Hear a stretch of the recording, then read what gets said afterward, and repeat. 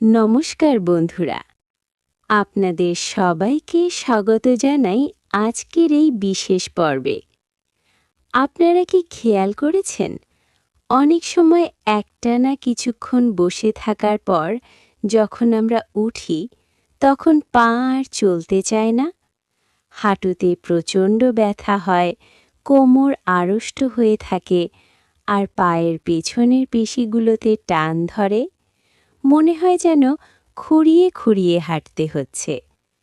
বয়স বাড়ার সাথে সাথে বা একটানা ডেস্কে বসে কাজ করার ফলে এই সমস্যাগুলো আজকাল ঘরে ঘরে দেখা যাচ্ছে। কিন্তু চিন্তার কোনো কারণ নেই।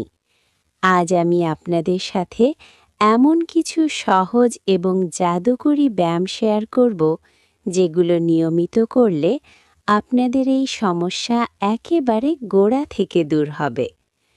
আজকের এই কয়েক মিনিটের সেশনে আমি শুধু আপনাদের ব্যায়ামগুলোই দেখাবো না, বরং এর পেছনের কারণ এবং কিছু বিশেষ টিপসও দেব। তাই ভিডিওটি একদম শান্ত মনে শেষ পর্যন্ত দেখতে থাকুন। ব্যায়াম শুরু করার আগে আমাদের বুঝতে হবে ঠিক কেন আমাদের হাঁটু, পা বা কোমরে এই ব্যথাগুলো হয়।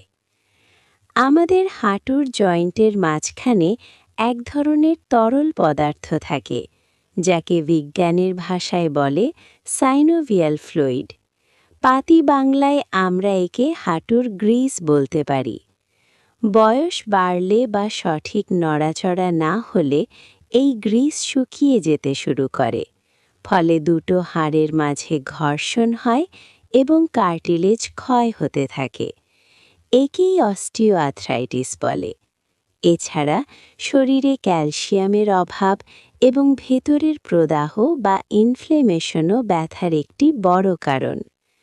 তবে একটি অত্যন্ত গুরুত্বপূর্ণ সতর্কতা আপনাদের জানিয়ে রাখি। অনেকেই সকালে ঘুম থেকে উঠেই খালি পেটে গরম গরম চা বা কফি পান করেন। যাদের জয়েন্টে ব্যথার সমস্যা আছে তারা সকালে খালি পেটে একদম গরম কিছু খাবেন না। এটি শরীরের পেশিকে আরও আড়ষ্ট করে দেয় এবং ব্যথা বাড়িয়ে তুলতে পারে। সকালে ঘুম থেকে উঠে প্রথমে এক গ্লাস ঈষদুষ্ণ বা সাধারণ জল পান করুন। চলুন এবার আমরা আমাদের মূল ব্যায়ামগুলো শুরু করি। প্রথম ব্যায়াম, হাঁটুর গ্রিস বা তরল পদার্থ বাড়ানোর জন্য। আপনারা আমার মতো একটি দেয়াল বা চেয়ারের সাপোর্ট নিয়ে দাঁড়ান।